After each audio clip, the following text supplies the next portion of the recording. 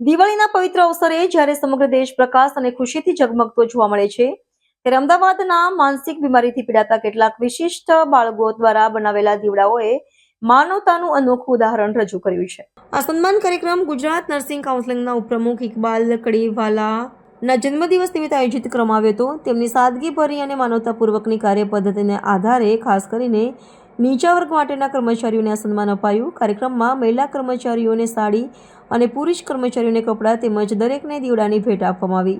સફાઈ કર્મીઓની આંખોમાં કૃતજ્ઞતાની ચમક જોઈ શકાઈ હતી, ખાસ કરીને જ્યારે ખબર પડી કે આ દીવડા એવા બાળકો દ્વારા બનાવવામાં આવ્યા છે જેઓ પોતાના જીવનમાં અનેક માનસિક સંઘર્ષોનો સામનો કરી રહ્યા છે. ત્યારે દીવડા ફક્ત માટીનો ટુકડો ન રહીને સહાનુભૂતિ અને આશાવાદનો પ્રકાશ બનીને ઝગમગવા લાગ્યા.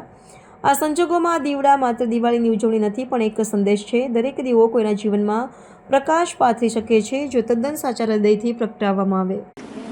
આજે મારો જન્મદિવસ છે અને જન્મદિવસ હું સેવાકીય પ્રવૃત્તિ સાથે જ ઉજવું છું. અનેક લોકો જન્મદિવસ ઉજવવાની જે પ્રથા મેં આ સિવિલમાં શરૂ કરાવી છે. કેન્સર ડિપાર્ટમેન્ટના જે સફાઈ કર્મીઓ ભાઈઓ અને બહેનો છે એ ખૂબ પીડિત દર્દીઓની સેવા કરે છે. ખૂબ તણાવમાં હોય ત્યારે એ લોકો જ એમની પડખે રહે છે અને ખૂબ ઘણાને તો ગળાની અંદર ઇન્ફેક્શન હોય જેથી લોકો દૂર ભાગતા હોય એવા સમયે આ લોકો સેવા બજાવે છે. એમને કપડાં વિતરણ કરી અને માનસિક દર્દીઓ જે અસારવા ખાતે સિવિલ હોસ્પિટલ છે એ દર્દીઓએ બનાવેલા દીવડાઓ એમના ઘરમાં દિવાળીમાં પ્રજ્વલિત કરે, દિવાળી મનાવે એવી એમને ભેટ આપવામાં આવી છે.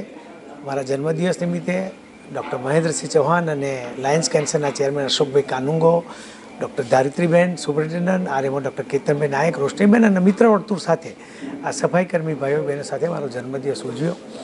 દિવાળીનો તહેવાર આવે છે ત્યારે સૌ શહેરીજનો ખૂબ સમૃદ્ધ રહે, ખૂબ સુખી રહે અને દરેક જણ દિવાળી ખૂબ હર્ષોલ્લાસથી મનાવે અને દરેકના જીવનમાં રોશની આવે એવી ભગવાનને પ્રાર્થના કરું છું. આભાર. ભારત માતા કી જય. વંદે માતરમ.